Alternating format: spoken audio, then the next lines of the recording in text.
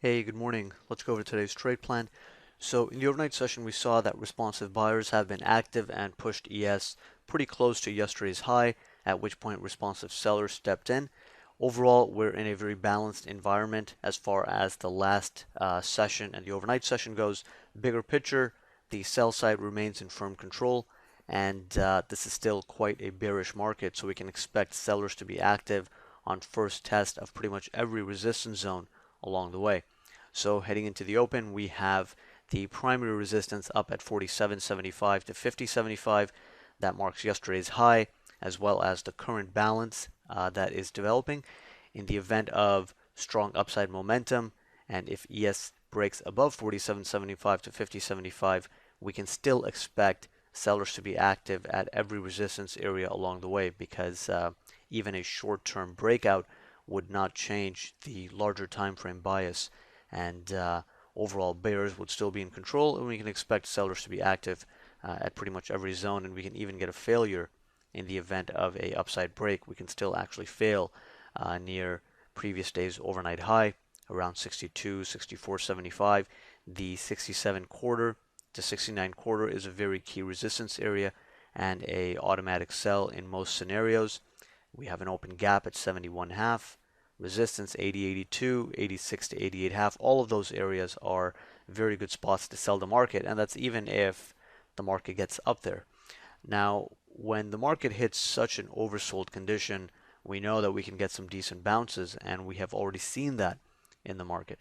So short term, we know that there could be some buying, and again, we've already seen that in the overnight session as well as yesterday. But the larger time frame bias is still very bearish, and for that reason, our focus is still going to be more on short setups rather than taking longs in this market, because longs are still more risky overall, because the larger time frame sellers can still step in at pretty much any zone along the way here.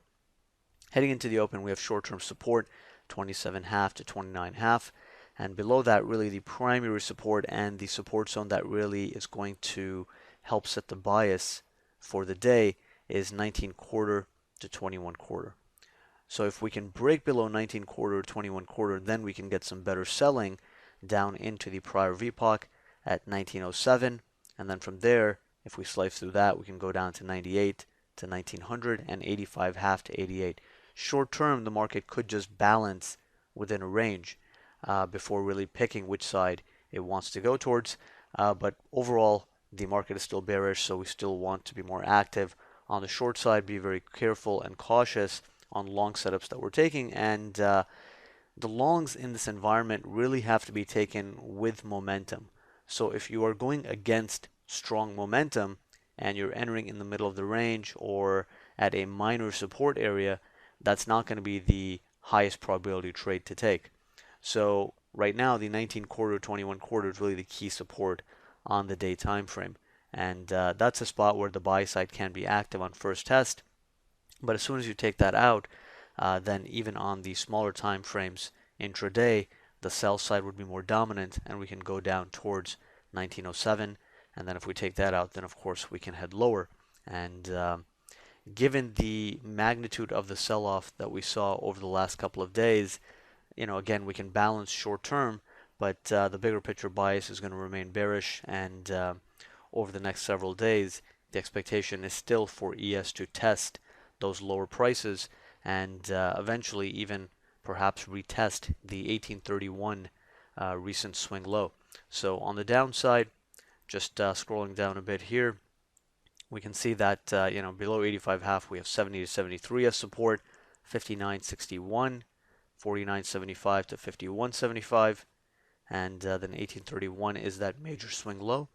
And then we have support at 26.75 to 28.75, and we have an open gap and naked VPOC in that zone as well. And again, eventually, when we test this zone, if we test the zone over the next couple of days, responsive buyers would still be active, or very likely to be active at the 26.75 to 28.75.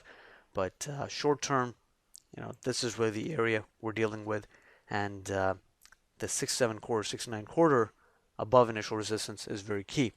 So on the smaller time frames, we know that the buyers are active, but overall the bias remains bearish. So we just have to balance that view and really only focus on taking the best of the long setups at ideal location when the momentum is not severely against the buy side. But aside from that, the best thing is going to be selective and still focus on short setups, be very cautious on longs, and just kind of play the edges and play the primary zones, right? You'll see that there aren't really any minor zones along the way that we really want to be active at. We really want to focus on just the bigger picture support resistance zones because there's so much volatility in the market right now that if you start focusing on the minor support or resistance areas, there's going to be a lot of chop, and those areas are not really that likely to hold because of the expanded volatility. So be more selective, focus on the key areas, and then given the volatility, use a slightly wider stop, but because the moves are so big, you can still get very decent reward to risk out of these moves. So those are the main ideas heading into the open. Let's see if the sell side can take over after the open this morning, and we'll take it from there.